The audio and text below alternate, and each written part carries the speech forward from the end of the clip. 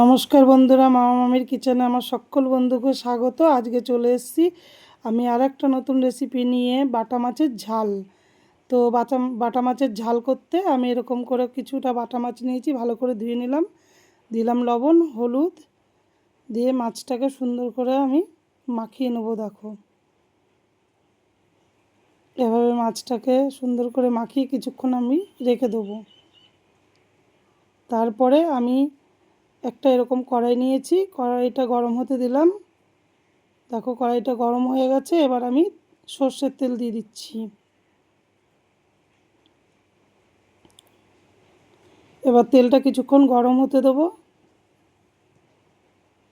দিয়ে আমি এভাবে একটা একটা করে মাছগুলোকে ছেড়ে দেবো। দেখো উপকরণ বেশি কিছু লাগে না বলে উপকরণটা দেখাইনি, জাস্ট শুধু মাছটা কিভাবে রান্না করছি সেটা দেখে নাও। পুরো দেখতে থাকো, সঙ্গে থাকো।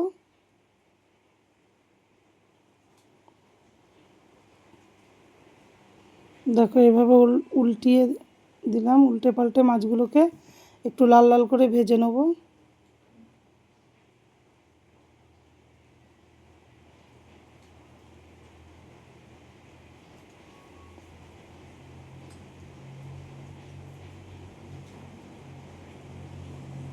এইভাবে আমি সমস্ত মাছগুলোকে ভেজে তুলে নেব।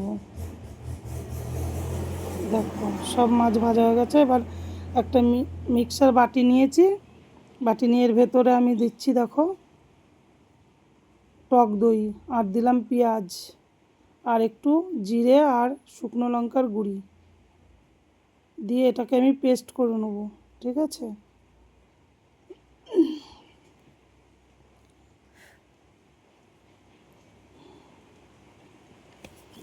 এবার ওই তেলের ভেতরে একটু কালো জিরে দিয়ে দেবো, দুটো কাঁচা লঙ্কা,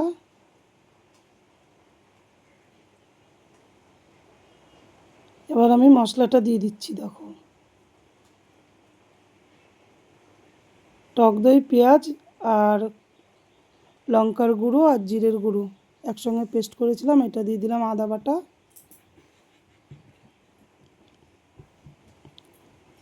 দিয়ে মশলাটাকে সুন্দর করে একটু কষে নেব।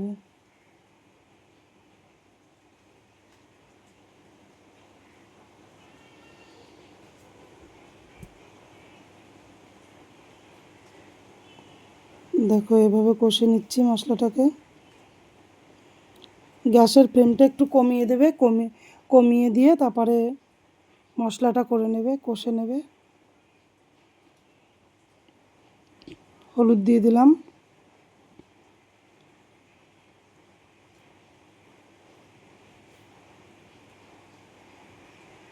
এবার লবণ দিয়ে দিচ্ছি,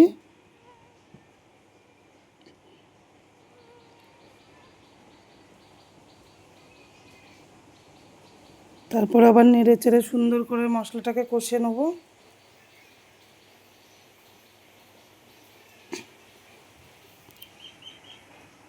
দেখো মশলাটা কত সুন্দর একদম পুরো কষিয়ে নিয়েছি, পুরো ভাজা ভাজা হয়ে গেছে মশলাটা,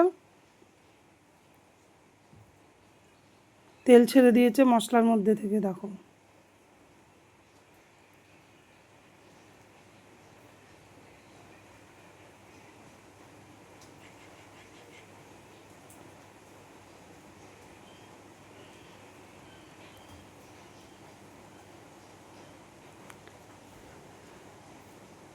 এবার আমি জল ঢেলে দিলাম।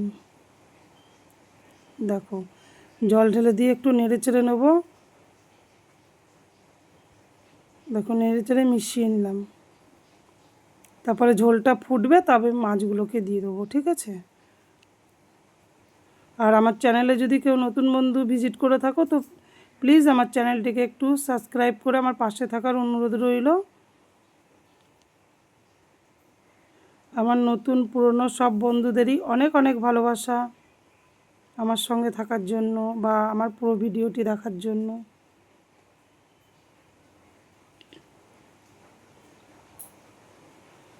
দেখো ঝোলটা সুন্দর ফুটে হয়ে গেছে, এবার মাছগুলোকে আমি দিয়ে দিচ্ছি।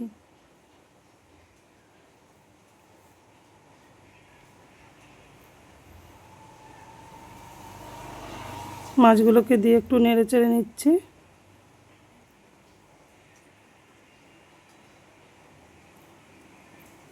দিয়ে কিছুক্ষণ হতে দেবো, তারপরে মাছটাকে নামিয়ে নেব।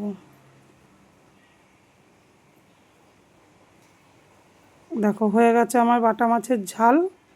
তো আমি এবার এটাকে একটা পাত্রে তুলে নেব। আজকের মতো টাটা, বাই বাই। ভালো থাকবে, সুস্থ থাকবেন আর সাবধানে থাকবেন। টাটা।